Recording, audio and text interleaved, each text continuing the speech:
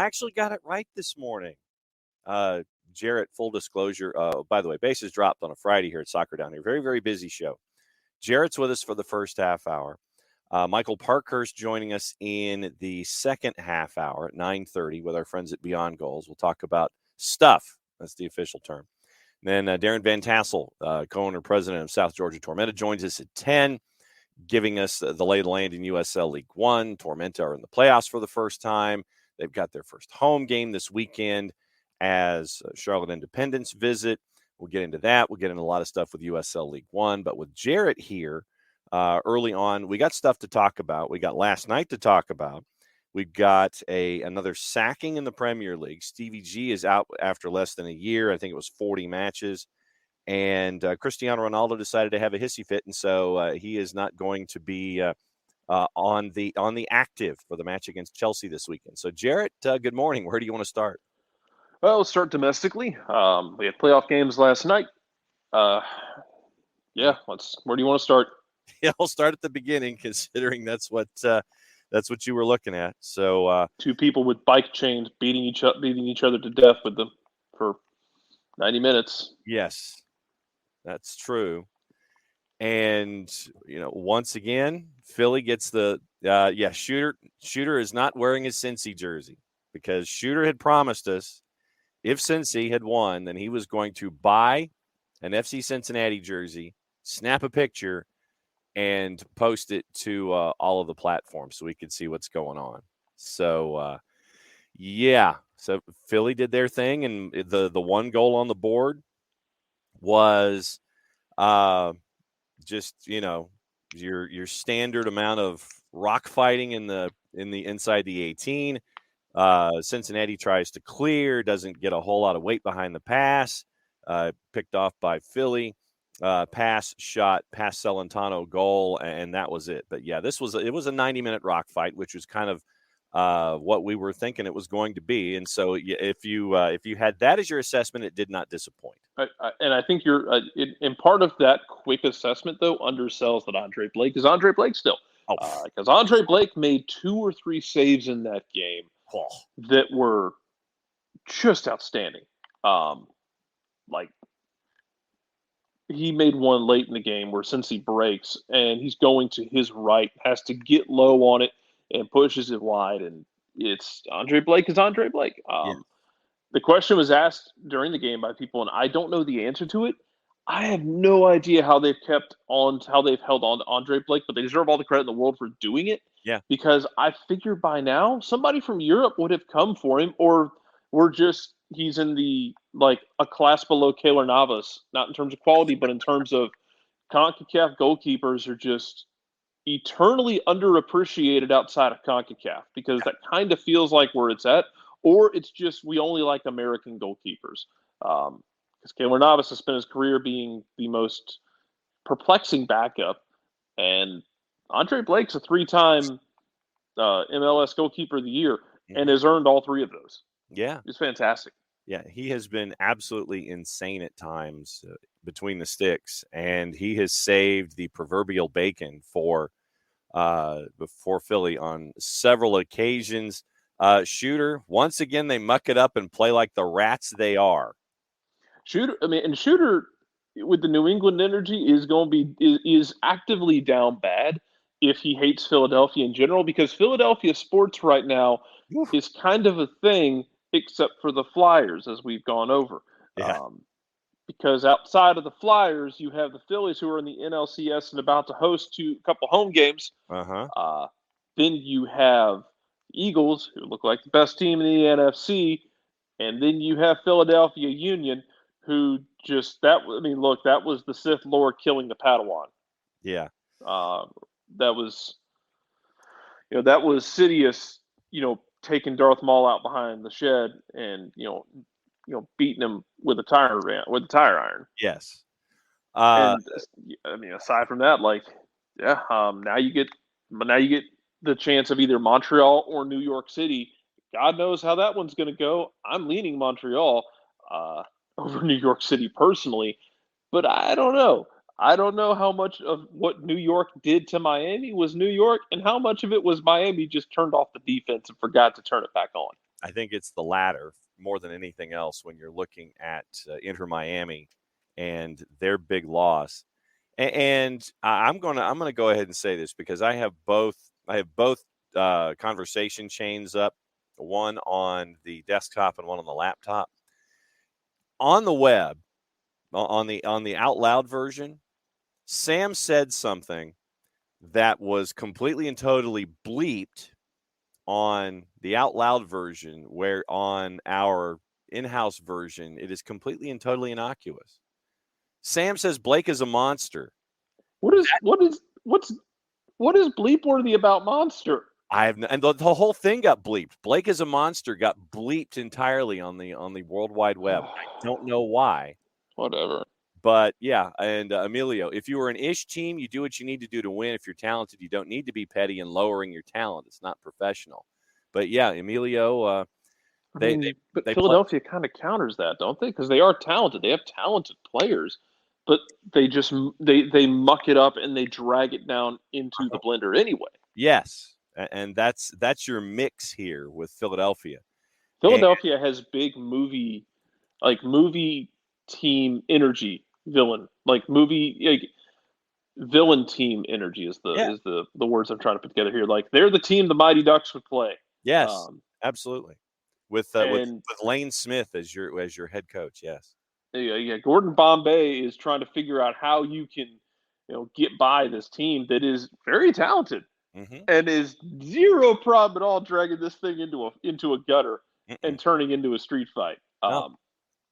It's and that the game was weird last night because Cincinnati will do it too. Yeah. Cincinnati again, Noonan is the Darth Maul to Philadelphia and Curtin's Sidious. Like there, you can see the fingerprints on it, and look, it worked for Cincinnati this year. It also helped. I mean, Brenner was putting up numbers. Brandon Vasquez came out of nowhere. Lucho Acosta did what we know Lucho Acosta can do, and it's one of the most damning things for me personally about how DC handled Lucho Acosta that they decided not to sell him at the deadline a couple of years ago to I think it was PSG who wanted him. I think so. You end up losing him. He goes out of the league, comes back to Cincinnati, and Lucho plays like Lucho and what we know he's capable of.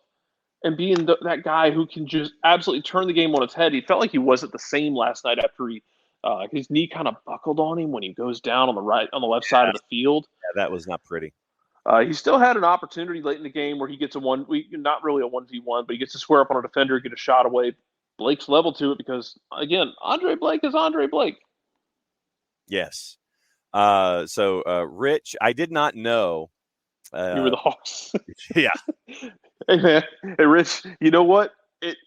As much as we make fun of it and dunk on it, if it leads to a trophy and a banner, that's kind of what you point at. As an LSU fan, you can laugh about Ed Orgeron all you want, and all of the stuff that happened afterward. If you read the Athletic article that came out after his firing, I'll laugh at it too because I can point at the banner from 2019 that Joe Burrow delivered. Yes. So yeah, I mean, when it comes down to it, no one else has to like it.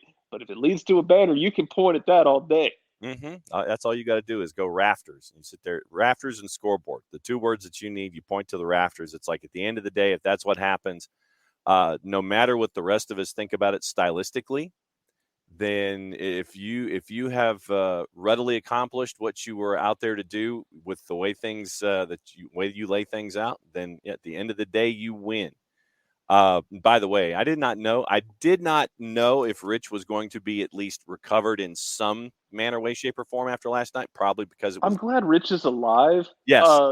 Rich, I'll take your input on this. Why are the Moss brothers at this game with their trophy?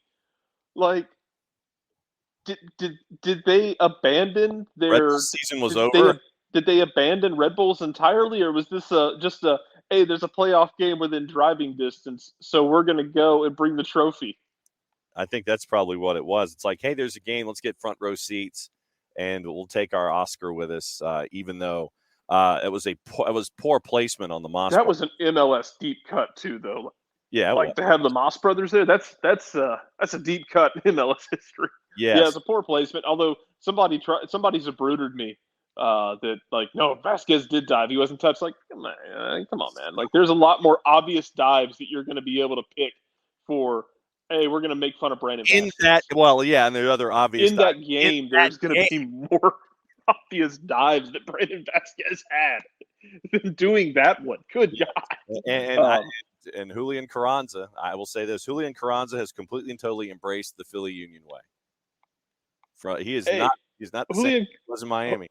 Yeah, and Julian Carranza had an amazing season, and he's going to be there for a while until they probably sell him and make money, which, according to the reports yesterday, is something that Philly might know how to do, but apparently New York doesn't know how to do because they don't want to take a loss on a Patrick Klimala. And I promise you, people in Glasgow are still laughing. Celtic made money selling him to Red Bulls.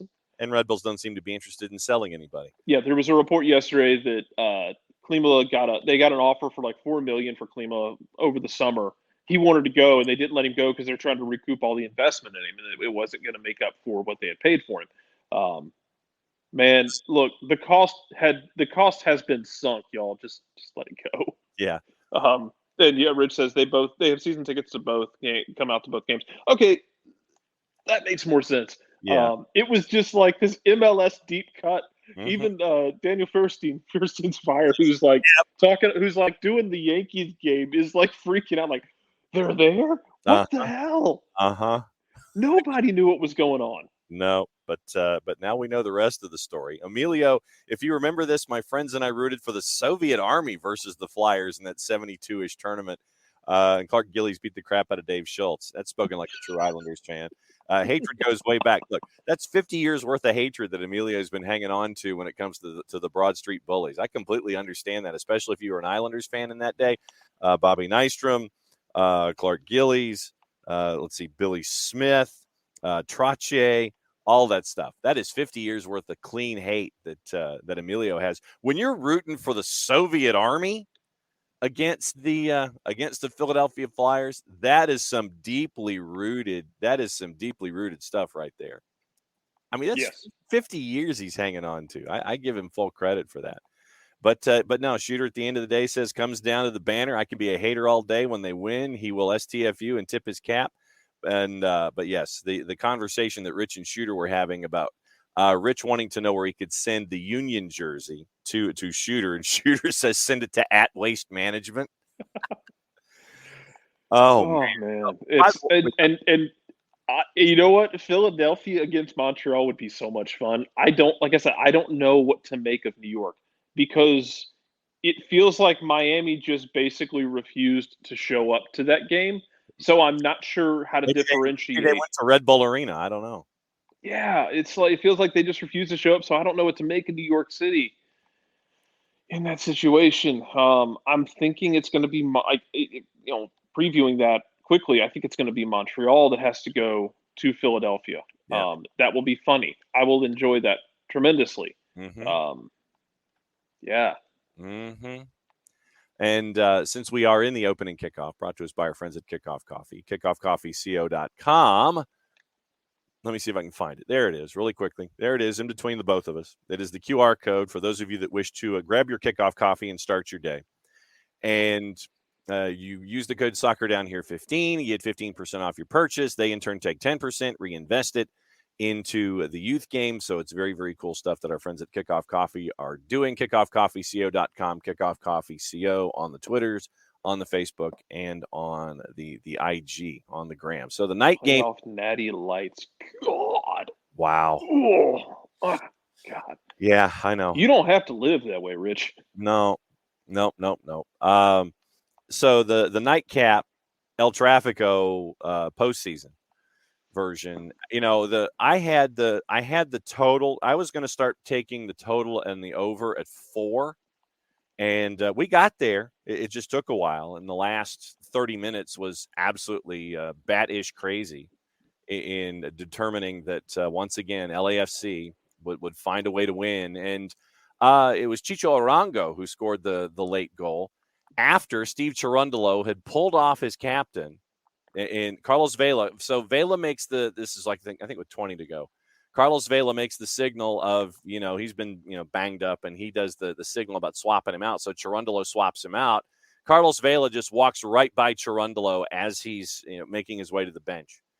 People are hitting him on the back. Good game, good game, good game. Walks right by Cherundolo. Doesn't even sit there and shake his hand on his way to the bench. So you had that late night. Yeah, I'm going to say the same thing about this. I don't know, man. Like that we said about PT Martinez when he'd be pulled off by Frank de Boer. Like there's such thing as like reading too much into stuff. Like because I don't think Carlos Vela is the same player he was even a couple of years ago. I think he's starting to slip a little bit. Doesn't mean it's gone by any stretch of the imagination. No. Guys don't want to come off the field. Even if it's the right move, they don't want to come off the field. Yeah, that's just the way it works. Even if you've instigated the idea, you still don't want to come off the field. Yeah, like they don't want to come off the field. Doesn't mean it doesn't mean that like, oh, there's trouble in paradise. I mean, maybe, but that alone is not going to be the reason that there's trouble in paradise. No, but once again, we have seen the Gareth Bale was not available in this match. And let me get what Kevin Baxter said specifically about the unavailability of Gareth Bale, and it was absence blamed on a left leg injury. Although Coach Steve Cherundolo said Tuesday everyone on the roster was healthy and available for selection. So Gareth Bale did not appear in the match. Chicho Arango scored in stoppage time at 90+3 in a game where both defenses were kind of like trash, suboptimal. Trash. Oh my gosh, it was trash. Oh, it's not good at all. But once again, you had a crazy El Tráfico being what it was, and you were not disappointed if you stayed up late. And I know that a lot of folks were wondering with the Galaxy down 2-1. All right, so what is Greg Vanney going to do? So Greg Vanney goes to his bench, makes the call to the bullpen, brings out the Bishop, Dejan Joveljic. Joveljic is out there for 90 seconds, and it's 2-2. And that it was just you're starting that kind of madness late, and it was absolutely madness. Nix goes, stupid me, worried Bale coming to the U.S. in the months leading up to the World Cup would help his form, in all caps, laughing hysterically. So, laughs in Welsh, which good God only knows what that looks like if you write it out. I was going to say, in Welsh. Yeah, if you're laughing in Welsh. I don't even know how you'd write that out. That looks like someone shot Scrabble letters at a wall. I was going to say a lot of consonants, and I don't know if Cherundolo pulled a Pineda, considering that Vela called for it, Emilio. But no, it was absolutely crazy El Tráfico, and so now we wait with the LAFC and trying to figure out who's going to be the other side of that equation, and is it going to be 1 versus 2? Is it going to be the young guys in Austin that are going to be staring at it? At 10:30, we got to do a weekend whip around because we still have games to talk about in addition to everything else. Yeah, we do. But it's going to be a very busy 10:30 segment. Montreal and NYC, it's at 1:00. That's on ESPN, and on Sunday at 8 in prime time on ESPN. Austin at Q2 hosting Dallas, a Copa Tejas to determine which team goes to the Western Conference Final to take on LAFC. And I'm with you. I think it's going to be Montreal right now. Montreal in the solo run of our friends at BetMGM. They have it at even money that Montreal is there and NYC's at a +250. We still don't know what's up with Tavon Gray and with Talis Magno, who neither appeared in the match against Inter Miami. I think that if they don't appear in this match against Montreal, it's going to make more of an impact of them not being there than Inter Miami not showing up defensively in the game that happened at Citi Field in the midweek.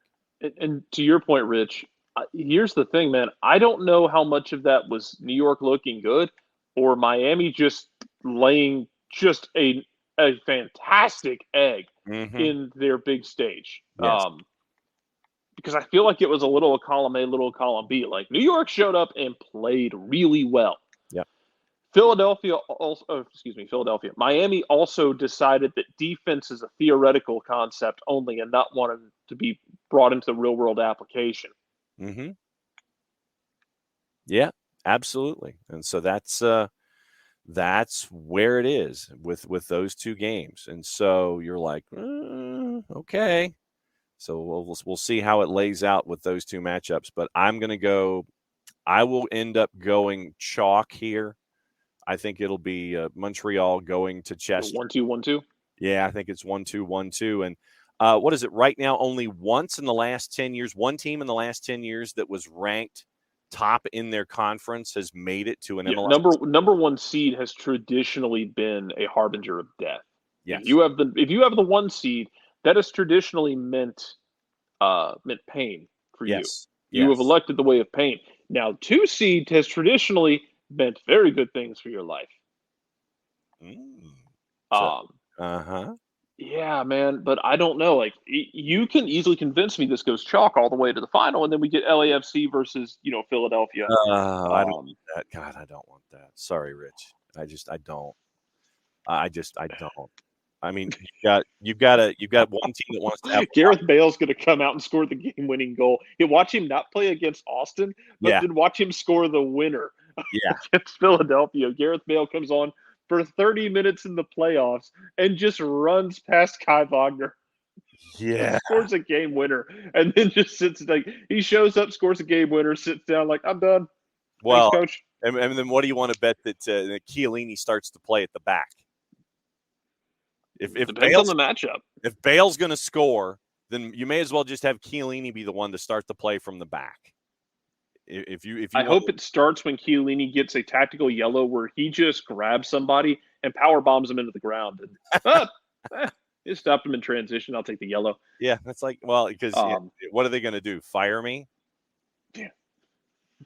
Oh, I mean, it just depends. I think it depends on the matchups of how you line that up because Chiellini is, he is pace-wise a liability. That is accurate, sir. I was just if you're going to go the direction of Gareth Bale, I figured I would just go ahead and lay everything out there for you and make it the most unlikeliest of unlikelies that grants it to LAFC. But yeah, last night it just goes full Lenny Harris, just full pinch hitter mode. Comes off the bench, drops a goal, goes just trots around for 15 minutes, lifts a trophy. Well, thanks, Gareth. Handshake. Then what you do is you sit there and you reference either Manny Mota or Vic Davalillo.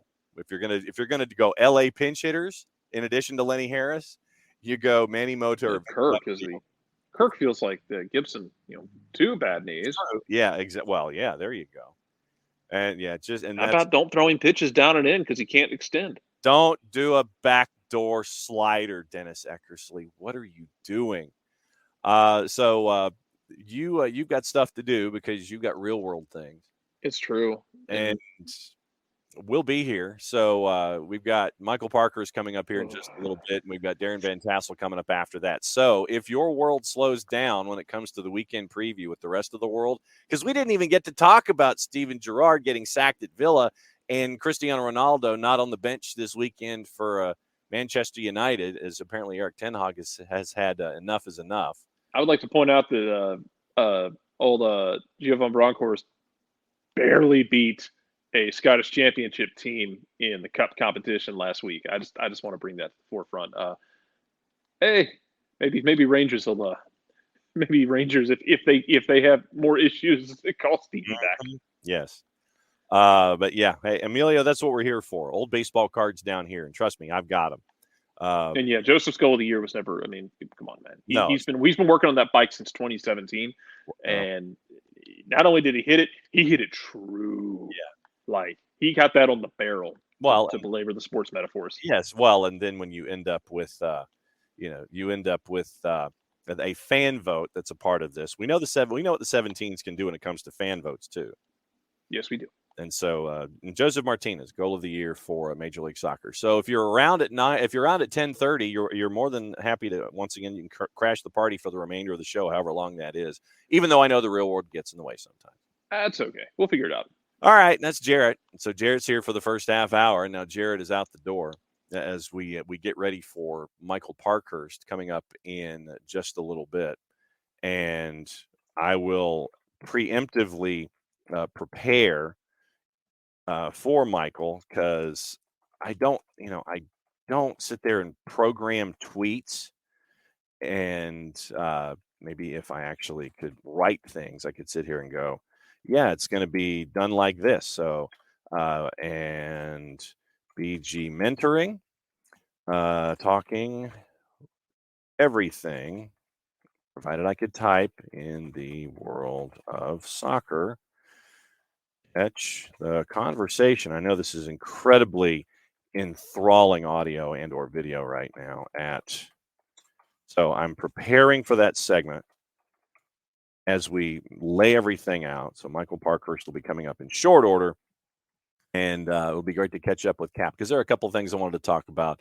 Talk about teammates, and maybe if Michael had the link, that wouldn't be a bad idea. So tell you what, here's what we do when we do this kind of stuff. So today's show link, we're going to forward it to Michael Parkhurst and sit there and go. Let's see. Reply. And once again, live radio. Amazing stuff here. Live radio. Parkhurst. Let's see. That might have helped if I'd sent the link to Parky in the first place. So, there he is. So tell you what. All right. So Michael is there.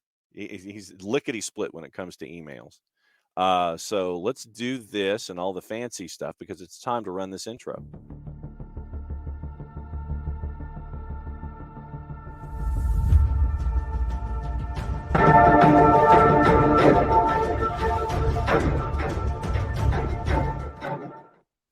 Hey, Cap. Come on, John.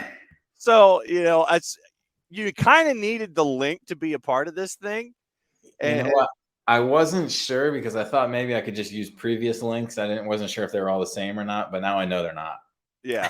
And so I send you the link like during the show, and I'm like, oh crap. He kind of needs to know how to get into the show. But that's the beauty of me and technology. We're like this, brother.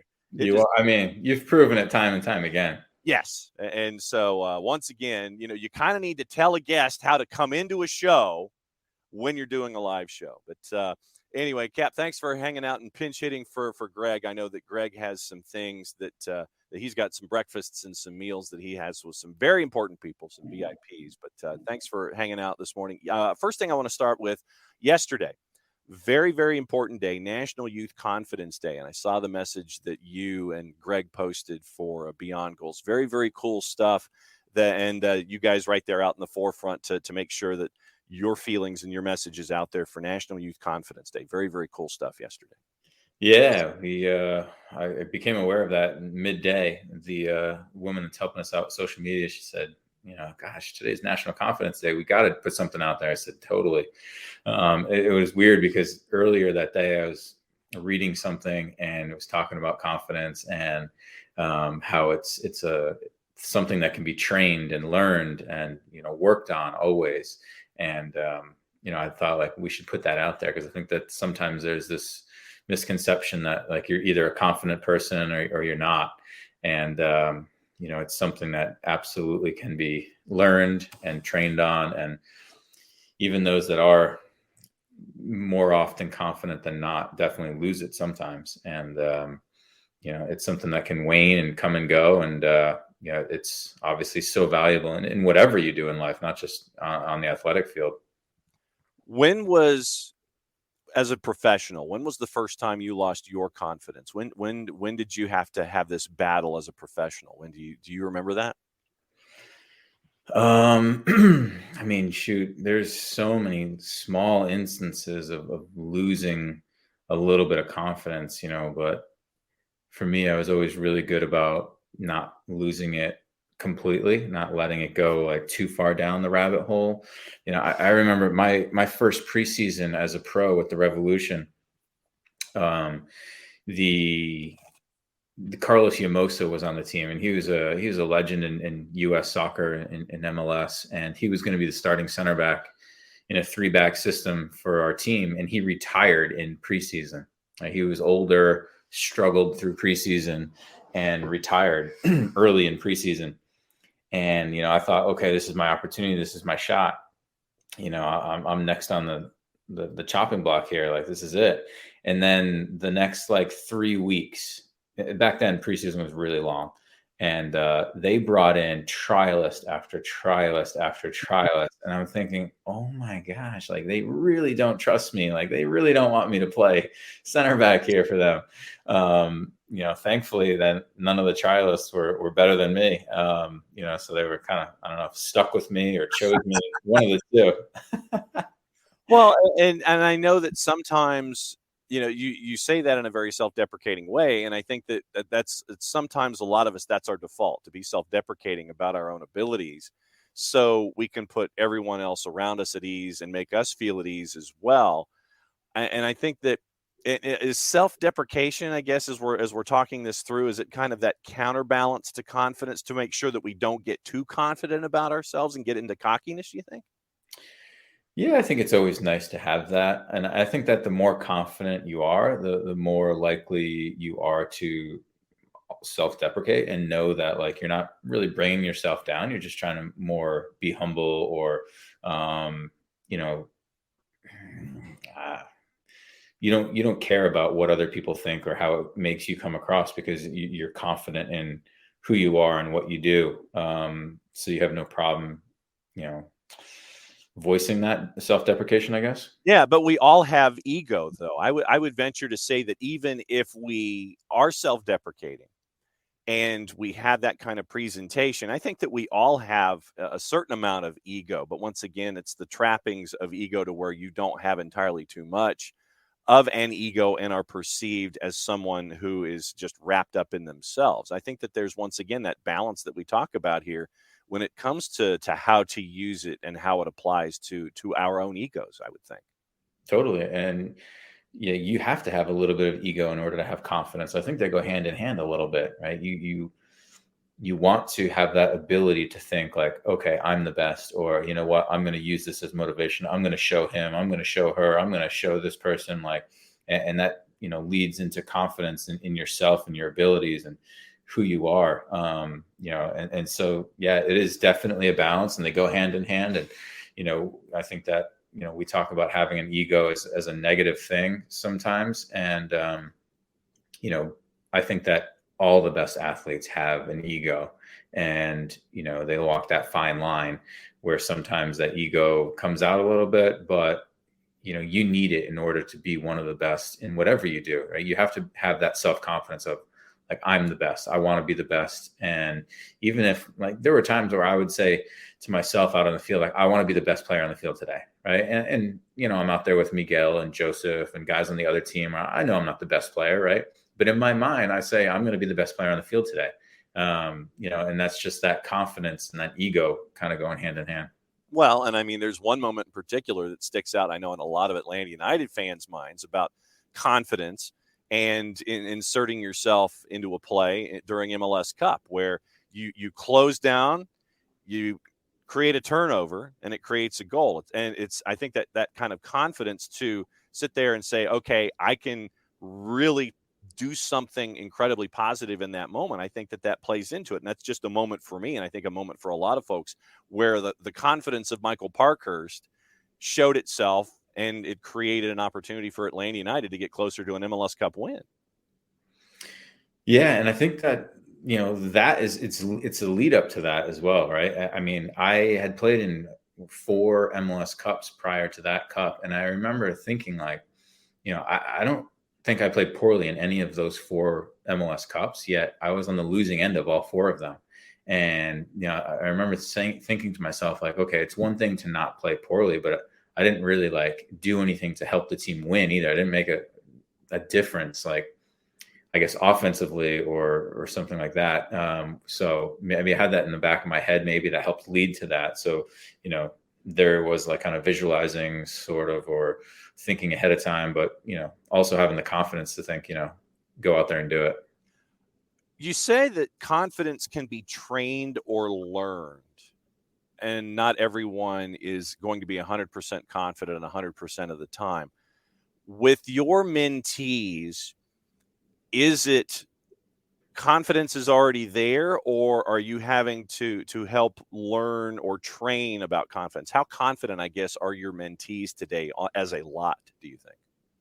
Yeah, it's across the board. There's definitely some mentees that come to us, and that is the main focus, where we're going to work on confidence because, for one reason or another, they are lacking in that area, or they're struggling with some confidence. And there's others that are feeling pretty confident most of the time, and then every now and then in games or between games they'll lose a little bit of confidence. And there's other kids that are quite confident that need to work on some other aspects of things. But we talk about, you can learn confidence, but it's not like there's a trick to saying, okay, I'm down in confidence today. Let me do this one thing today and I'll feel better tomorrow and I'll be good. Right? It's more of a process, and there's things that we work on that'll help before you lose the confidence. Once it's regained, and there's tips to help you regain it. So it's a long thing where it's not like, the switch is flipped and now I'm confident and I'm going to be this way. Right. We talk like there's always adversity. There's always things that are going to come up that are going to test it. And we talked about the mental curve, I think last week or 2 weeks ago. Right. But that's one of the pieces of balancing that confidence is what I talked about even earlier today was, of course I went through areas and bouts of confidence, right? But I never lost it completely. It went down a little bit. Gonzalo Higuain retired after the loss for Inter Miami against NYC. And I thought it was an eye-opening post-match presser with him where he mentioned all of the abuse that he got on social media and how tough it was for him to adjust to a role with Inter Miami that he ended up being incredibly successful in to get them into the playoffs. And he said that he wanted to be a mental health coach in his next round of helping out the sport. What did you think about what he said, what he went through, and what he wants to do now? I thought it was kind of eye-opening on a bunch of different fronts. Yeah, I think it was great because people underestimate the toll that, playing at such a high level for such a long time can take on you, right? Gonzalo had an amazing career. This guy scored so many goals at Real Madrid, like the highest level in the world, right? For the Argentinian national team, like almost won a World Cup, almost won big tournaments, and like so successful. And yet he's out there admitting like he dealt with a lot of stuff mentally off the field, and it affected him. And so I think that's powerful. And I think that it's great that he wants to go out there and share his message and help the younger generation deal with some of the things that he obviously went through. There's definitely a benefit to sports psychologists and the doctors and the knowledge that they have. But there's also a tremendous benefit to someone that's been through it personally and has the experience and knowledge of kind of what the toll it is and how to combat it. Because there were, going back to the sports psychology element of it too, as a part of this discussion, there was a very famous sports psychologist who would help out athletes, and this is probably 20 years ago. And what he would do is he would give the athletes that would come and talk to him, he would give them trigger words. One of the athletes was a professional kicker in the National Football League who was a very, very good golfer. And this sports psychologist, Jack Llewellyn, I don't know if you know the name from down here in the Southeast, but what Dr. Jack would do is he would give trigger words to these athletes. And it was Al Del Greco who was kicking for the Oilers at the time.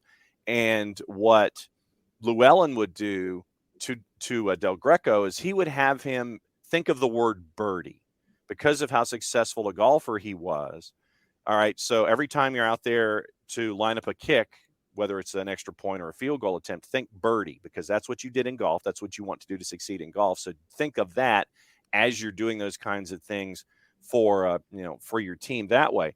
And that's one way of doing it from that external part that we're talking about. But the idea of having a Gonzalo Higuain or having you and Greg done it, who have actually done that, and then it's not Gonzalo Higuain that is calling you, I believe. having that athletic presence that's right there. Yeah, it's cool to have the outsider talk, but I think it's just as impactful to have someone who's been there, been through it, and can lay it all out for you to give you that shared experience, I think. Yeah, for sure. It gives us just a little bit more credibility, that kids can understand that we went through it and understand what it takes to have success and to get to climb that ladder and to be there and to deal with it. And, for sure, there's some things that kids these days deal with that we didn't have to as far as social media at such a young age. But for the most part, we understand the ins and outs of the game and the toll that the mental grind that is a season or multiple seasons or injuries or confidence and backlash and bad performances and all these things. So yeah, I think it's awesome that he wants to get in that realm. It's amazing that someone from his stature dealt with so many things, yet still played at such a high level. And I know that at the end of the career, it's difficult to go to Miami and not be a starter or a star. Yeah. And, I think that it's a testament to him that, of course he wasn't happy about it in the beginning. And, you see it with Cristiano Ronaldo right now. But Higuain came around, eventually embraced it and said, you know what, if this is the end of the career, like, I'd rather go out scoring goals and having a positive memory than, crying on the bench and being, one of the bigger busts in MLS history. All right. So since you've been reading my notes, Cristiano Ronaldo was one of the things that I wanted to get into you with this morning. It's disappointing on a lot of different fronts because I think that it's obviously it's disrespectful to your manager. It's disrespectful to your teammates, where you don't want to show the camaraderie, the teamship, to create a word, to that oneness that it's supposed to be there. When you see someone, regardless of who it is, but since it is Cristiano Ronaldo that we're talking about here in this example, basically just trudge off the field, turn down the idea of, hey, I need you to go in as a late sub. Well, I'm Cristiano Ronaldo. I've scored 700 goals, and I'm just going to, wear my penny and my Art Deco warm-up suit, and I'm going to head down the tunnel. And at Old Trafford, it is not just, turn a corner and go. Literally, man, it is a 50 to 60-yard walk, and you're down the tunnel. It takes a little while. When you saw that, and when you saw that behavior, what were your initial reactions? Similar to everybody else, right? On one hand, you think, man, this could be the end of one of the greatest players to ever play. And it's sad that it's ending like this. And on the other hand, you're like, man, what a crybaby, right? Like having that self, and this is where the ego and the confidence and all this comes into play, right? Because his ego is now too big for the team. It's too big for success on the team, and good for the manager for actually holding him accountable and dropping him from the team this weekend, because it is important for the culture. And there's a lot of younger, talented players on this Manchester United team, and who may go on to have very, very good careers. And hopefully the manager's telling them, like, hey, even if you do have a great career like Ronaldo did, like, this is unacceptable within the team. And, it's a shame because he's such a role model for so many kids out there, not even guys on his own team that he's a role model for. But, little kids that were in the stands at Old Trafford that day, or kids watching all over the globe, right? And now think like, oh, because I'm the best player, or because I've done this or that, like, I can do whatever I want, basically. And life is not like that, as we know. And, your past successes, get you a long way, and it gets you a lot of respect. But, at the same time, like we talk about with all our mentees, right? It's about being a good person and doing things right way on and off the field. And he failed in that moment. And hopefully like Higuain, he can rebound from this and accept his role within this team for the next few months until the transfer window is open. And I'm sure he's leaving. Yeah. But there's a whole generation of people that are going to remember Ronaldo as with this time at Manchester United and not his previous time at Manchester United. And God, it'll be a shame if this is the lasting memory and not like him going out there and maybe being a super sub and scoring some goals for them. Yeah, and that was one of the elements in this. It's like, understand your place. And once we get into ego and confidence, I know that it's easier for me to say something like this. Understand your role, understand your place, be that good example, be there for others instead of trying to sit there and say, well, I'm Cristiano Ronaldo and, I am perfect as an individual and I should start and I should be these things instead of being a starting striker in an FA Cup tie or whatever. And yeah, it's got to be hard for an individual to have that realization. And I think that, as you mentioned it, I think with Higuain and with Cristiano Ronaldo, we have both sides of this equation here of how you can handle yourself in a moment of, I don't want to say personal adversity, but in a moment where your character can be examined and held accountable for you. And it's an interesting dichotomy here where you have somebody like Higuain who got it and somebody like Cristiano Ronaldo who ain't getting it. And it's ending ugly and ending uglier than ugly for one of the biggest global clubs out there. For sure. And I don't want to sit here and say it's easy because it's absolutely not, right? I was at nowhere near the level of Cristiano Ronaldo, but my last year as a professional, like I was not starting a lot of the games, right? I was no longer a starter under Frank, and Miles had taken my job, and, rightfully so, probably. But, while I'm in it, I'm still thinking like, no, I belong somewhere on the field. Like I can help this team and I want to play and all this. Right. So there's it's a tough balance between, your ego saying I can help this team win. I want to win. I'm still good, versus like, okay, this is the coach's decision. Like I'm going to accept the role that I'm in, because you never know what happens. Look, then I end up starting towards the end of the season with, unfortunate injuries, and, the team needs me, and, so you never know. But it's also why I didn't want to continue playing, right? I knew that it's very, very difficult when you're a starter and you're one of the better players and all this thing for a very long time. And now all of a sudden you become a bench player, and that role is so much different. And I didn't want to play that role. I probably could have played another few seasons, right? If I take a lesser salary, play a couple games, similar like what Drew Moore did for the last couple of years, right? But I didn't want to do that. I wanted to go out, with people remembering me way up here and not, the last few years being not as high. So, that's how I approached it. But, Ronaldo, I think is similar to Tom Brady. He's going to play as long as he can, and probably still at a high level. It's just not at the highest level. And it might end up being in some developing nation like a Saudi Arabia, where you're going and you're going to be paid an incredible amount of money. And you will have those flashes, and we will all sit there and understand it's like, yes, you're Cristiano Ronaldo, but you've gone to take a paycheck in a developing soccer nation instead of being with one of the top 5 leagues, one of the top 5 clubs. And it's ending badly on a lot of different fronts.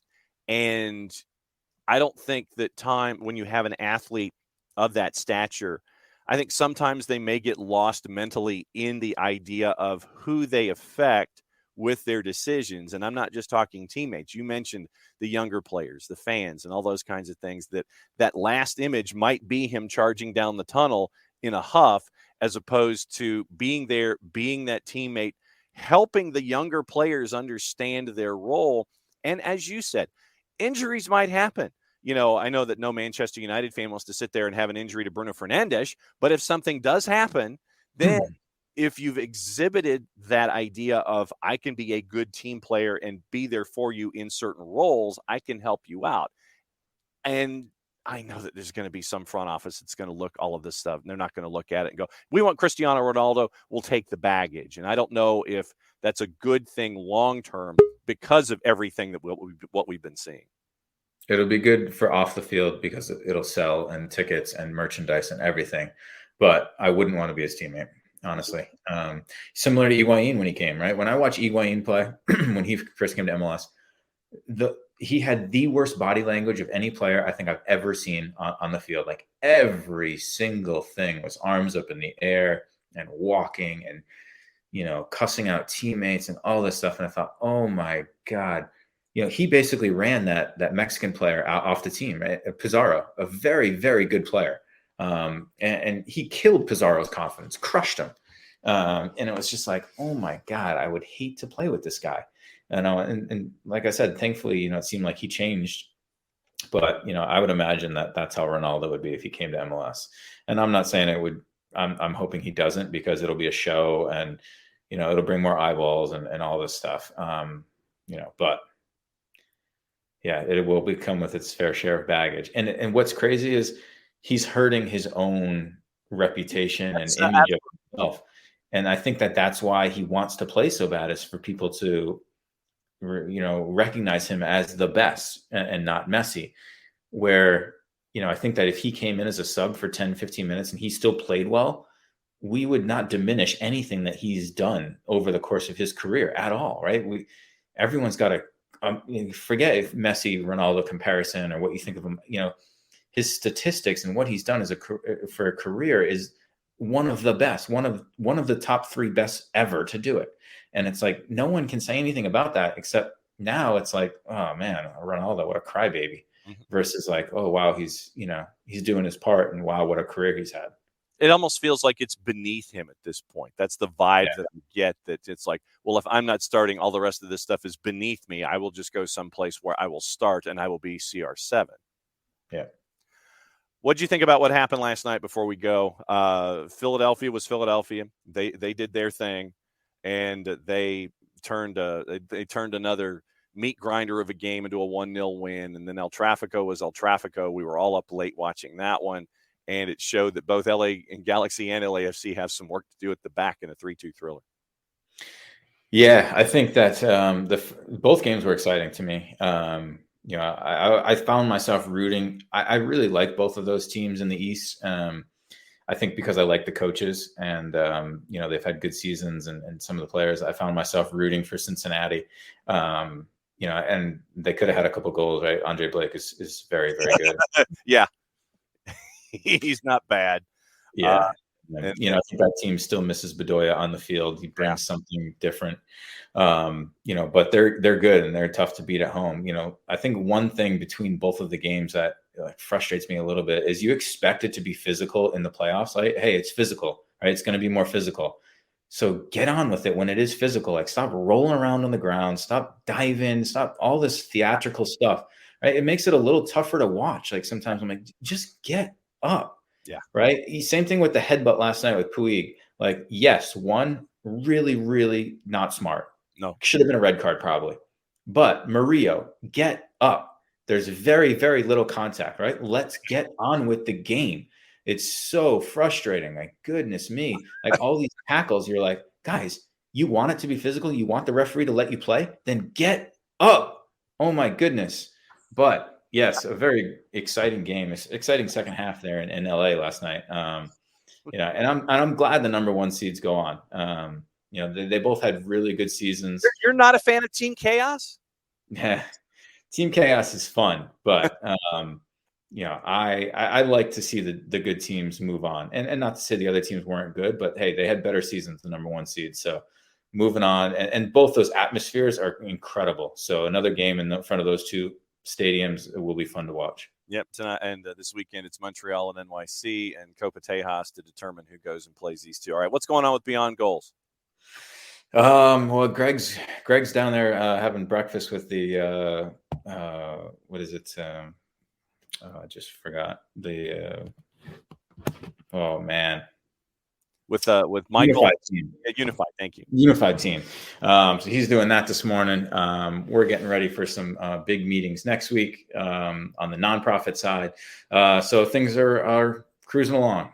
Cool. At MF Parkhurst at BG Mentoring, as always. Cap, it's great to have you when I send you the information when you can be on the show in a timely fashion. And it's always great to catch up with you on Fridays. Thanks again for another round of the free kick. Likewise, John. Always good. Have a great weekend. Be good. We're going to hot tag. We're going to go from Michael Parkhurst to Darin van Tassell. It is 10 o'clock, and he's wearing the Tormenta magenta. He is ready to go. And has it sunk in that you are this close to having your your first ever playoff match there at Tormenta Stadium coming up in short order. Not only has it sunk in, we hope there's more than one. There you go. Cannot be ready to go. By the way, I'm a fan of the show in addition to being a guest today. And I can tell you Michael Parkhurst is dead on with most of his comments on the game last night. And some of those guys that are not the greatest of teammates. Tormenta can tell you firsthand on those exact same teammates he was just speaking about too. Yeah. I mean, it was a late night for a lot of us. And seeing, I will full disclosure, Philadelphia drives me crazy, and we have listeners. Rich Ransom, one of our listeners and watchers on the Twitch pitch. He's from Philly, big Philly fan, and the good-natured needling that goes back and forth with Rich and our Atlanta base and everyone else around it. It's fun to see, but yeah, we have Philly fans here on the show who are definitely saying what they're up to after what happened last night in both of those matches. Yeah, well, it's a nice segue back to League One, but it's we're all fans of the game, and so I had to throw in my 2 cents. We couldn't be happier to have a home playoff match. Thanks for being there for the last one. Yeah, absolutely. Expecting another good crowd, and hopefully we're off to a nice start of making Tormenta Stadium a tough place to play. So go back to that last match for me, since you and I kind of had casual conversations, and head coach Ian Cameron didn't want any scores attached. He didn't want to know what was going on with North Carolina FC in Charlotte. He didn't want to know what was going on with Greenville. It was basically a media blackout and trying to take care of your own business there against Chattanooga in the last match of the regular season. It wasn't, for 89 minutes, we were in second place, which was fun, and it made for great fun for our fans in the stadium. We were all certainly tracking how it goes, and football showed up. Great last goal from Greenville, and if that isn't the epitome of what League One soccer is all about with late goals, but very pleased with how our guys played on the field. I thought we had it in hand, quite frankly, from the beginning, and now we get to welcome a really talented Charlotte team into our stadium here this weekend. Charlotte made a good run last year in the championship, and they're going to, I'm sure, have the same ideas of making a good run on the League One playoffs. Yeah, and we talk about USL League One, and it's a point that I like to reemphasize a lot, where USL League One can be half-past crazy 120% of the time. And it's good for the league in that way, where you are hyper-competitive, you add in the rivalries and all these kinds of things. You have a good week, you can rocket up the table. You've got a bad week, you've got 3 matches in an 8-day span, and everything doesn't go well. You're below the playoff bar, so you've got to be at 100 for the entire season. There is no rest in this league whatsoever. There's so many good players in this league. There's really good coaches, great fan bases. I think that our real testament to us, I think we haven't lost I think we've only lost once in the last 10 matches, something like that. Mm-hmm. I know we haven't lost since we played Richmond at Richmond, and that's at least 2 months ago. But you got to bring it. You got to bring it, because it's fleeting and it'll go really, really fast. But if that's not just the nature of the game, who knows what it is? Everybody gets to beat everybody. And anyway, I'm glad we're one of 6 teams still playing. Yeah, and as of things right now, Richmond and Greenville are your 1 and your 2. They're keeping an eye on the 4 of you that are playing this weekend. You get to host Charlotte. The folks up in Chattanooga get to host Union Omaha. We've caught up with all 4 of the head coaches that are playing this weekend on the network, and it's fun for those of us who get to cover it to see all of these great matchups. You've played each other 3 times in the season already, and all of this back and forth. And it's a delicate balance now, because it's postseason. It's, one and done. You've got that past bank of evidence, but now everything is amplified that much more, and you get to do it for the first time in club history. They are going to restart the clock, and everybody's score is going to start at 0-0, isn't it? Yeah.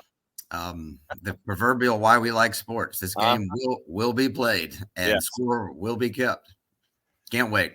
I mean, when you look back, and this is the kind of stuff that I like to talk to you about. When you look back to day one, when you and Nitra started this as an idea, knowing that the impact that you could have there in the sport, B, in East Georgia, in the southeastern United States, with all of the different things that Tormenta has been able to accomplish, you get to add this now to a W League championship. Now the first team is sitting there, and now you're in playoffs. It's all of these incremental steps. Did you have an idea in your head as to how long things would take to get to certain stages? Or was it just, let's just go and give the best that we can and make sure that we can put the best thing out there, regardless of which element of the product that we're talking about, whether it's Academy, League Two, W League, or League One? I think we all want to be master planners. I thought we'd win the title the first year, but so that's the naivete I bring to it. Here's what I have in the 4 years. I think our teams have been really, really strong every year, easily the strongest ever, but it's also the least amount of injuries that we've gone through. And we have 2 starters that we've missed all season, which is a lot better than the 6 and 7 that we had been going through in the previous hauls. What a long season pro soccer is. And I think that took some getting used to for us and getting better at it. But I love that you mentioned the women's national title. We have a chance this year. I think I'm right in this hot take that if Tormenta wins the League One title, it'll be the first time in U.S. soccer history that a club has won the title on the men's and the women's side. Yeah. And so, listen, we're ready to get to put that one to work. Listen, I love thinking back to those first days. I'm not sure what we thought our timeline was, John. You guys have always been there from the beginning with us. But our timeline has always been aggressive. Isn't that how it is in sports? It's not going to be any less aggressive. And we have an organization filled with folks that see it the same way. With all of this that we're talking about here, I mean, it's interesting to see the growth. And I know that you want everything. Everyone wants everything instantly. You know, it's like, okay, we're out there and we're going to make sure that we get a title, and we want a title from day one. One of the things I don't think a lot of folks know is all of the miles that are put in, the phone calls that are put in, all the paperwork that is put in, all the conversations, individual and otherwise, whether it's Zoom these days, with agents and representatives. When it comes to all of this work as an owner and a president, how much work is it? Because I would hope that you have unlimited international calling on your phone. I would hope that you have Wi-Fi plans that are international based to make sure that you have unlimited Wi-Fi wherever you go. I mean, I don't think a lot of folks understand a lot of the time all of the work and international work that goes in, because you had some players come in mid-season that were integral in helping you out. And this is not, you're turning over, you're making phone calls to like Neptune to bring in players. I mean, that's what I don't think a lot of folks understand here is the work that's involved even in USL League One and in the W League to bring championships and competitive teams. Well, Neptune had a good year, so we got to go find where those players are. Well, I appreciate you saying that. It is a lot of work, but if you're serious about it, the players are all over the world, and our job is to try and find them. Listen, we're the smallest market in this country playing pro soccer. But everybody needs a Green Bay, Darin. Yeah, that's right. And so we've got a little bit of that, but Green Bay's even a lot bigger than Statesboro. But that doesn't mean that it's not working here or anything else. But there's a lot of components that we have to get right, whether it's our stadium build and that live, work, keep, play piece that we're building all around that. We have the luxury of being across the street from a major university that continues to feed into the stuff that we're doing. And those become attractive places. I think sports fans might be surprised just how many of the players are seeking that lifestyle that we're able to pull off in a smaller area. When you talk about the miles, though, I just sat here and thought, man, I've been on 14 round trip air with just the first team. Mm-hmm. There's probably, when I include the women's team, League Two, and the first team, that's got to be 50 bus trips just this season. And Nitra and I don't miss games as owners. That's part of that's important to us. Mm-hmm. So that all really does add up. I appreciate you highlighting it. Although when you make me think about it, it just makes me tired. Listen, but this is also the flip side of that. Yes, you need international calling, and yes, there's lots of agents to talk to, and this is really big, important stuff. But when you go through a cold snap on a new field, somebody's got to be there at 4 a.m. to 7 a.m. to make sure the irrigation is running to keep the ice off the field. True. That's been my job the last 3 days. Oh, wow. So this is what you wear when you get up at 4:30 in the morning. But those are also really enjoyable things to do. Those were not stressors. It was calming, but you have to have somebody to do it. And quite frankly, in our organization, I'm not going to ask somebody else to be out there at 4:30. So I'm going to go do it first. So we'll know what it's like, and we'll make arrangements for making sure that happens in the future. By the way, I've had lots of folks in our organization have said, you don't need to be out there. I'll be out there. Let me come and do it. That's how we roll. Okay. Well, so then let me ask, how is the updates? You mentioned the irrigation system, but now that you're playing in your place, it is Tormenta Stadium. How are things progressing into the idea of the live work play? I know that if you look out the north end zone, you can see the development that's going on right there with the road and all that kind of stuff. Where do things stand right now as you're building live work play there at Tormenta Stadium? If you're a fan of Tormenta, you're going to see this thing come out in lots of little fun stages over the next several years. Phase 1 is done, but phase 1 is what we call it publicly. All the Roman numeral phases that happened before phase 1 have been baked in. Little A, little B, little C, I, yeah. To get to here, how much detail do we want? The excavators were out there putting in storm drains to bring so the other horizontal work can get done. Listen, we're building a big project in the middle of real economic challenges. So those things post them where we've gone through pandemics to now a time of inflation, and our business isn't immune to any of those things either, but we haven't slowed down. We're making sure we get it right.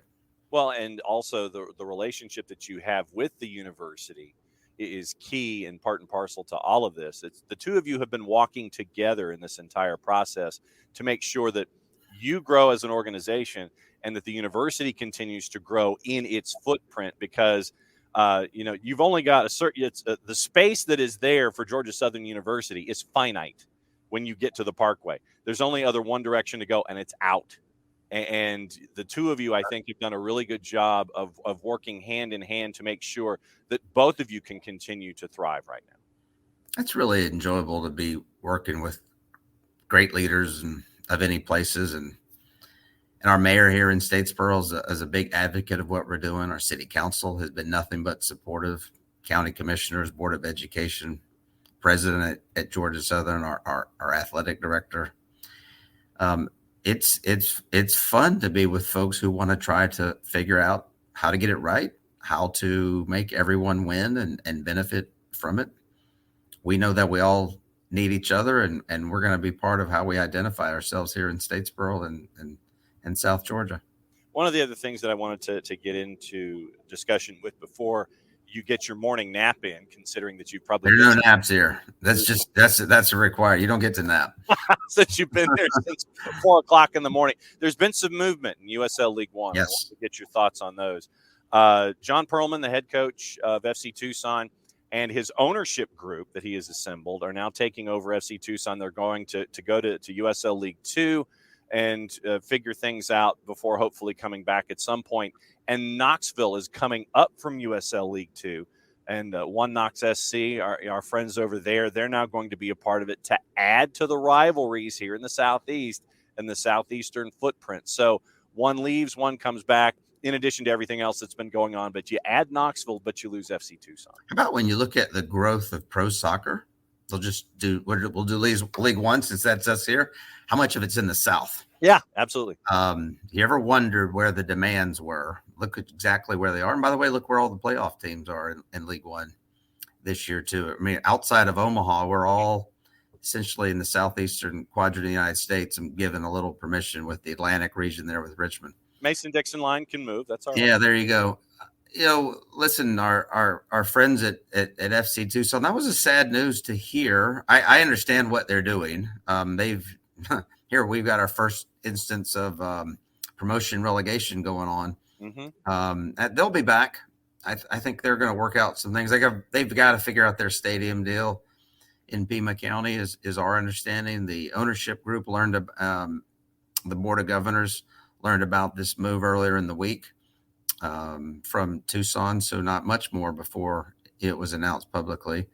It'll be in great hands there, and the previous ownership group, Brett Stevens, is linked to what's going on the USL Championship in Pawtucket in Rhode Island. So I think there were some internal business moves that had to take place. They'll be back. I think it'll be a couple of years, but I think they'll be back. We've known about Knoxville on the ownership side for a while. It's fun to get those guys announced. We played them in our League Two season, so they've got a similar path that we did at Tormenta. I'm not sure yet if they're going to keep their League Two team, but they were very well coached and had a really great sense of how to do it. They'll be instantly quite good. I think the other big news, by the way, was also the announcement of the USL Championship team in Milwaukee. Yes. Same ownership group that owns Forward Madison. That gives them two teams to move players back and forth that are all professional. Yep. We have obviously League Two on the amateur side and then a professional team in League One.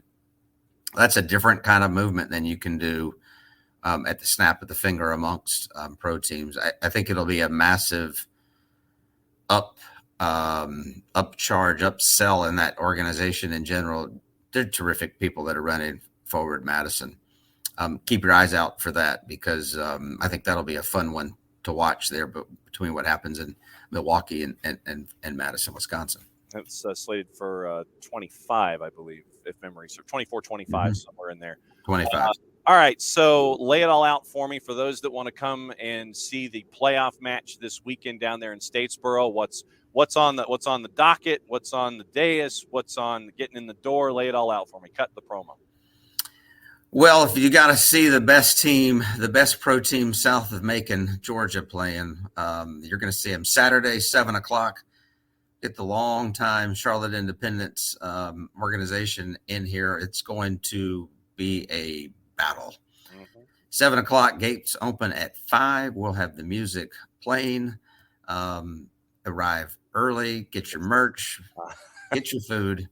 We need it. There's no way of being anything other than very candid and straightforward. It's a fun time going to be in Statesboro. Wear short sleeves when you arrive. You're going to want a jacket by the time it's game time. Truth, absolutely. And the house band that you had last weekend, when they ended their set with the full song of the theme of The Greatest American Hero, William Catt and Connie Selica, that was a moment for me. I'm like, yep, I know exactly where that is. It was so good. The Ripleys crushed it. That's the name of the band. We got to get those guys back. I think an eight-member band, if I remember. Full Hammond B2 organ, and I think it was a 3-part harmony with the singers. But yeah, when they broke out Greatest American Hero and went to the second verse, I'm like, yep. How about all that music from our middle school days? I know. It's come back and everybody loves it. I mean, my kids think it's the greatest era ever. I wish I could have lived when you were younger. I was like, I didn't really think about it. well, it's like, all right, so here's what you do. It's like, here's Mike Post and here's Joey Scarberry. Those are the two guys that you need to sit there and it's like, all right, listen to those two on your Spotify. That's what you need to do. But as always, Darin, thanks for hanging out with us here on SDH and laying everything out for a very, very big day for you this weekend down there in Statesboro. Charlotte Independence coming to town, round 1 of the USL League One playoffs. Thanks for hanging out, my friend. Be safe. We will be keeping an eye on things. Thank you, John. Darin van Tassell, as always, great friend of everything here at Soccer Down here, and we've kind of walked together with everything when it comes to South Georgia Tormenta and SDH. They've been with us since day one. It's been very, very cool to be able to tell their story and share their story and all of the different elements to it, but to have DVT come on and talk about the playoffs and talk about League One and everything, it's always a great conversation where we get to kind of explore what's going on there in USL League One around the planet. All right, so before we go, we've got to go into Steven Gerrard getting sacked. That we have to get into there, and we have to get into the Premier League, all the other activities. So once again, open lines. All right, so we're back to it, and you guys can say whatever is on your mind, and we will go through it. And we'll go through juice boxes, viewing habits, all that kind of stuff before we go. All of the gossip, rumor, and innuendo, and everything left unsaid, we will say it right here. Steven Gerrard sacked yesterday after the loss for Aston Villa to Fulham. And from Matt Law and John Percy, Sam Wallace over at the Telegraph, confusion that summed up his 11 months in charge. Some players had only found out Gerrard had been dismissed through the official announcement Villa had released to the public just an hour after he'd been allowed to give a press conference in which he'd vowed to fight on after the 3-0 loss to Fulham. No word late Thursday night, privately or publicly, on Gerrard's backroom team before he and the squad returned to the training ground, which left players wondering if they'd be seeing the staff they shook hands with again. Confirmation Gerrard's staff would be following him out at Villa Park only came shortly before 5 o'clock this morning local time. So 5 o'clock our time, 10 o'clock in the morning their time in London. Sympathy among the players for the former Rangers manager over how his sacking had been handled, one source describing it to Telegraph Sport as classless. So they looked at the signing of Philippe Coutinho, which has not gone over well, and all of the work back and forth. 7 goals in 11 Premier League matches this year. One of those was netted by Danny Ings, and Ings was dropped for the next game after he scored, Gerrard making allowances for the opposition. So Steven Gerrard's record at Aston Villa, winning 13 of 40, 19 losses, 8 draws, 49 goals in 40 matches. So not a fun day for Aston Villa and the Villa fans that we have here at SDH. Sharif, absolutely. No doubt about it. And that's one of the cool things, getting back to our conversation about South Georgia Tormenta, the way that the Southeast has its footprint in USL League One. You're looking at Richmond. You're looking at Charlotte. You're looking at Greenville. You're looking at Knoxville next season. You're looking at Tormenta. You're looking at Chattanooga. All of this stuff that's been paired together, that's been part of the growth of USL League One. The strength in the footprint is in the Southeast, and all these little rivalries that have cropped up, whether it's Tormenta Greenville, whether it's Tormenta Chattanooga, Chattanooga Greenville, all of them paired with each other. It's been fun to see. And so that's what you're going to be getting to. It will have a rivalry feel to it, and they'll have a playoff feel to it as well. It's on ESPN Plus. If you don't make it to Statesboro, it's on ESPN Plus, so you can catch it there. And we'll go over juice boxes if they are available coming up in just a little bit. So obviously it was a rough day at Aston Villa after the loss and after they got thumped. So you've got that going forward, and it looks like the names on the list for taking over for Steven Gerrard, it looks like it is some combination of you're looking at Rafa Benitez, you're looking at Mauricio Pochettino, you're looking at all of those names that have worked their way through. Other managerial news, Mick Beale has turned down Wolves. So Wolves, once again, still looking for a manager on their own. So it will be now a match race to figure out who gets it first. Is it going to be Villa, as they chase after probably a large name? Or is it going to be Wolves, as they chase after someone who is not going to be as big a name? Leicester got the big win over Leeds yesterday, and Jesse Marsh's name has been floated around as someone who might be in trouble when it comes to managerial positions and the Premier League. Also on the board, going through the papers, we'll start that round with gossip, rumor, and innuendo, avoiding the 3 and the 4 letter paper. Manchester United, according to the Daily Mirror, could be ready to let Cristiano Ronaldo leave for nothing. Nothing. Zero bupkis. Nada. Nothing. So that could be something to keep an eye on. Chelsea are ready to allow Romelu Lukaku to remain on loan at Inter Milan next season before writing off millions by selling him, according to reports in Italy. And so the Chelsea manager, Graham Potter, has been told that the next individual, the club's next Eden Hazard among his ranks in the form of summer recruit Amari Hutchinson. Manchester City will speak to their fans, according to The Athletic, about chants related to the Hillsborough disaster ahead of the next game against Liverpool. Yeah, it's about 9 pounds worth of not cool, and I'm being modest about it. Former Manchester United assistant manager Mike Phelan said he never felt any pressure from the club to select Cristiano Ronaldo during his time at Old Trafford, once again avoiding the four-letter paper. Aston Villa looking at also Thomas Frank, possibly to come from Brentford to go to Aston Villa, but I think Brentford is trying to sign Frank to an extended deal, and Brentford's very confident that they will keep Thomas Frank there at the G-Tech. England's hotel at the World Cup will be down the road from a music festival where nightly raves will see Fatboy Slim, Calvin Harris, and David Guetta. So make sure that you've got your earplugs in if you are the English, the Lions in Qatar. Independent. Migrant workers still paying exorbitant and illegal recruitment fees in the year before the World Cup, according to the Human Rights Watch, criticizing both FIFA and Qatar for not yet committing to a remedy fund. Tottenham captain Hugo Lloris says not too much should be read into his side's inability to win games at their top 6 rivals this season. West Ham manager David Moyes has heaped praise on Declan Rice, saying he can play for any club, despite the 1-0 loss to Liverpool. Riot police forced to step in after Arsenal's Europa League victory over PSV at the Emirates as away supporters ripped out seats and threw a flare at home fans. Classy. Cristiano Ronaldo facing a £1 million fine for his stomping down the path. Guardian West Ham hopes 2 weeks of rest will be enough for Lucas Paqueta to recover from the shoulder injury that's threatened his international chances in Brazil heading to the World Cup. Daily Record. Maccabi Tel Aviv reportedly desperate to extend wunderkind Oscar Gluck's contract amid concerns over a cut price move to Celtic. Rangers defender Calvin Bassey reportedly wanted by Arsenal before his big money summer move to Ajax. Hearts have been handed a huge boost after SPFL rules.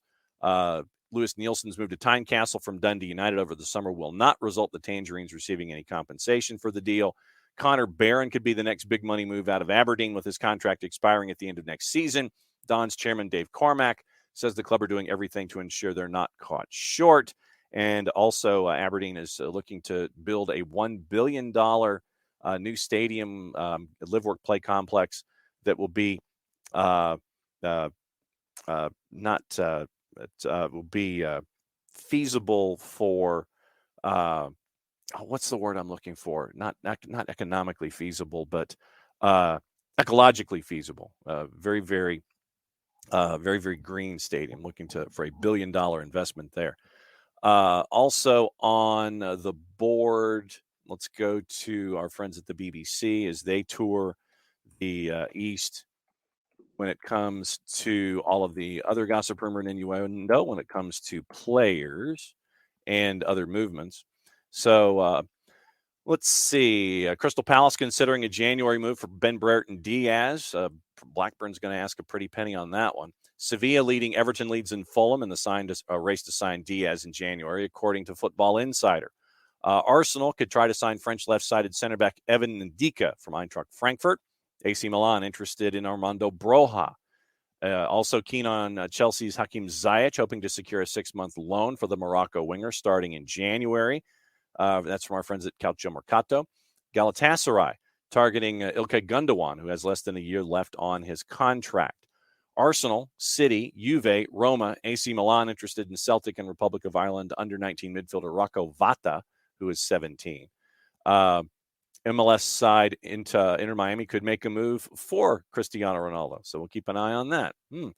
Real Madrid, PSG, Manchester City sent scouts to watch Napoli and Georgian winger Kavica Kvaratskhelia, who's 21. Say that 10 times fast.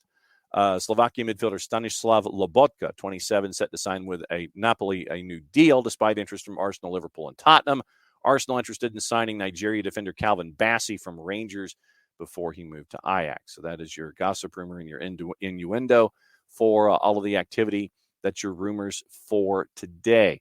Viewing habits. Let's get into what's going on today and kind of brush through what we're looking at for the weekend. And today, ACC doubleheader on the ACC network on the men's side, 6 and 8. BN and BN in Espanol, simulcasting Ajaccio and PSG. U17 Women's World Cup quarterfinals.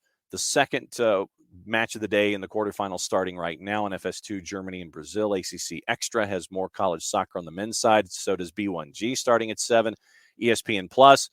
Belgian First Division at 2:40. Bundesliga 2:25, Mainz and Cologne. Bundesliga B, 12:25, Darmstadt and Holstein Kiel. League One, Ipswich and Derby County, 2:55. Men's soccer at 7.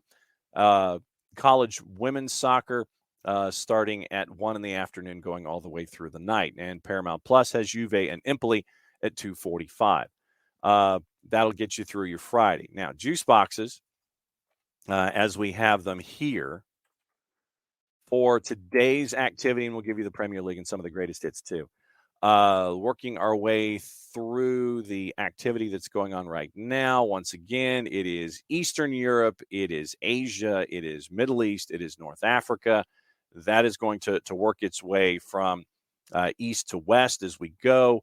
Looking at the afternoon activity, a lot of the lower divisions getting their starts, especially in Germany and in the Netherlands. Getting all the way through to the Bundesliga match at 2:30. Mainz, a home favorite at a +118 as Cologne comes to town. I should have worn my Cologne jersey. Hibs and St. Johnston at 2:30. Hibs a big favorite at home on the minus side at 156. Other action going on Scottish Cup. You've got Ipswich and Derby, since we mentioned that one's on ESPN Plus. Ipswich a big favorite at a -132. Derby's having problems in League One, by the way. Also on the board, Liga MX Femenil starts at 5:30. Club America, big favorite on the road at Querétaro at a -625. Pumas a +118 at home hosting Atlas. Now getting into South America, getting into Central America as well. Liga de Expansión is active. You've got NISA going on tonight, and that kind of gets you through everything on your Friday. Very, very light Friday when it comes to activity. Getting into a bit of a weekend preview with the Premier League, give you the okay, and Emilio will get into that in just a sec when it comes to off-season dates for Major League Soccer. And as we continue to roll through, teams are starting to release names, and we'll get into some of that as well on Monday when it comes to who's not having a contract renewed, who's in discussion to have a contract not necessarily renewed, but a new contract signed, those kinds of things. Some of the teams are trickling out some of their names.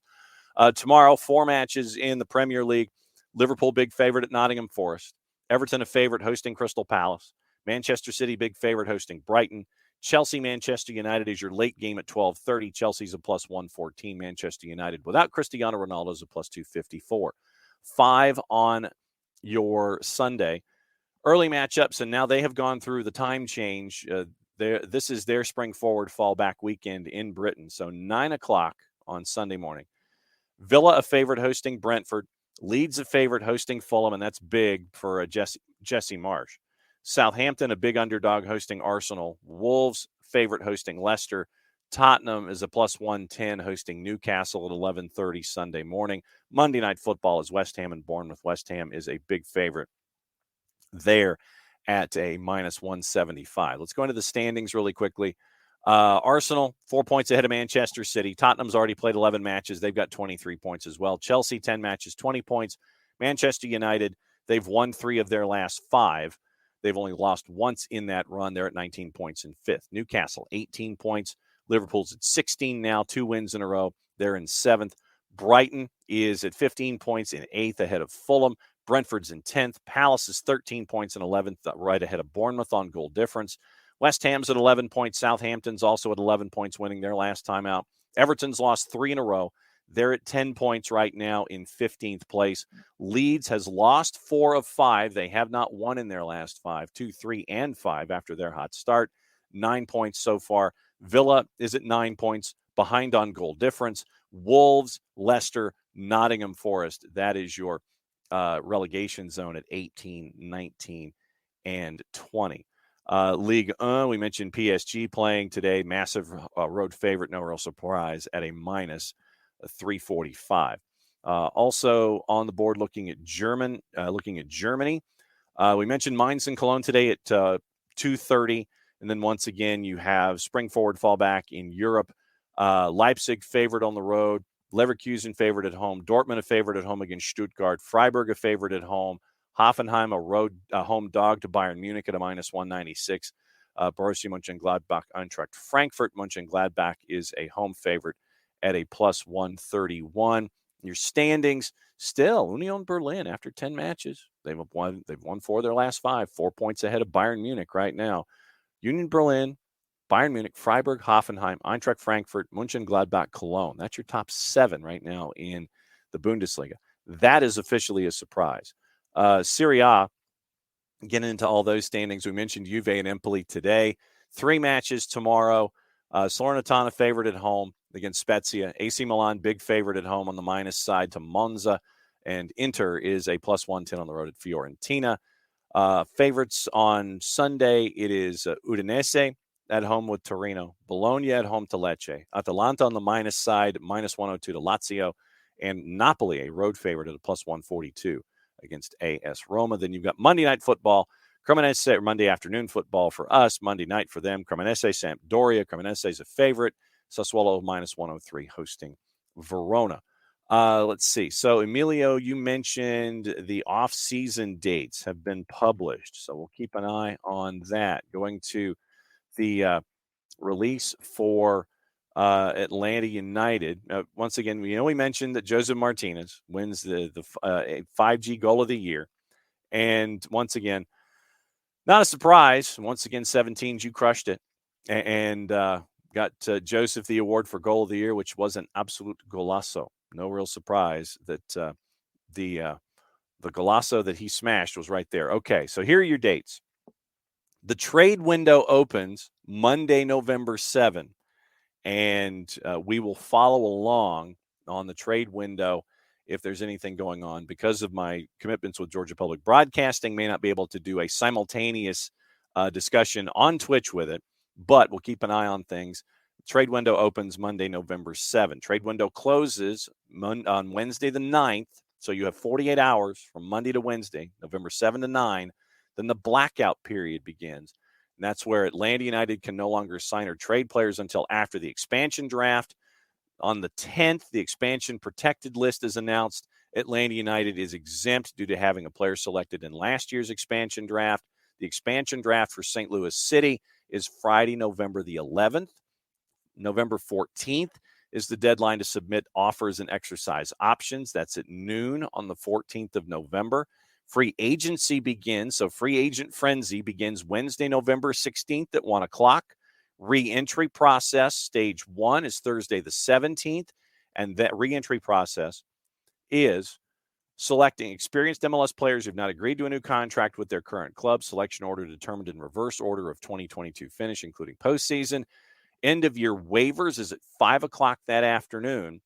Waiver process, once again, in reverse order. So re-entry at 1 o'clock. End of year waivers at 5 o'clock on the 17th. And then on Sunday, you've got your kickoff for the World Cup. The 22nd, re-entry stage 2. Same order. Once again, may want to stay in the league. So re-entry stage 2 is on the 22nd. Black Friday has USA and England. Thursday, December the 8th through the 12th is the College Showcase in Cary, North Carolina. Then mid-December, you have your 2023 schedule release.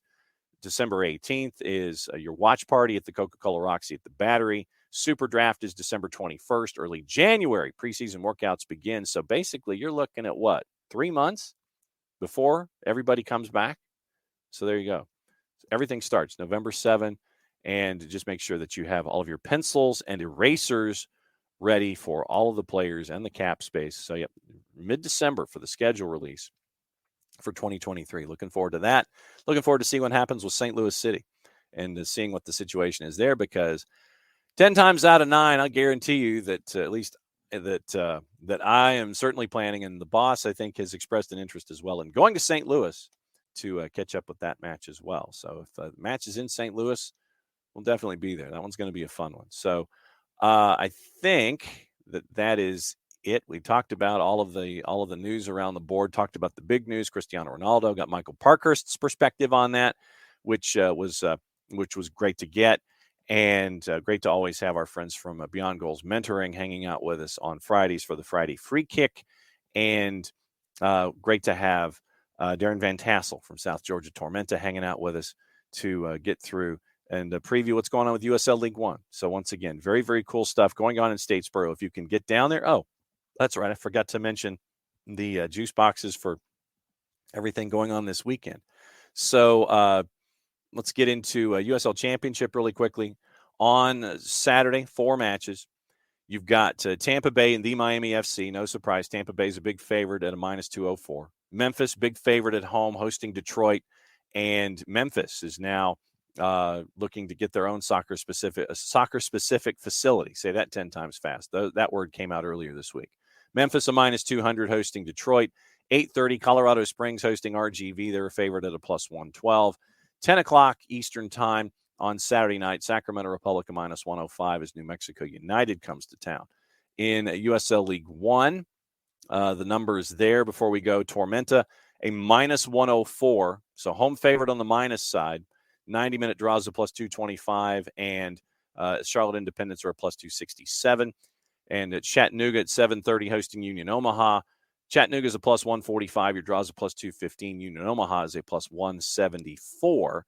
And on the network, and I'll remind everybody in short order, we caught up with each of the 4 head coaches for the teams that are in this first round of the playoffs. So you can go back on the network, go on the app, iOS and Android or your favorite podcatcher. Listen to all 4 coaches, Ian Cameron, Mike Jeffries, Jay Mims, and Jimmy Weekly, and get their perspectives heading into the League One weekend. So very, very cool stuff from them. And thanks to all the teams that helped us tell their stories here as we get into the opening round of the playoffs in USL League One. So once again, thanks to all of y'all for yet another great week here at SDH. We'll be back at it again on Monday morning, and we will roll through everything that happened on the weekend. And I imagine that the show's probably going to go about the standard 900 miles an hour that it always does.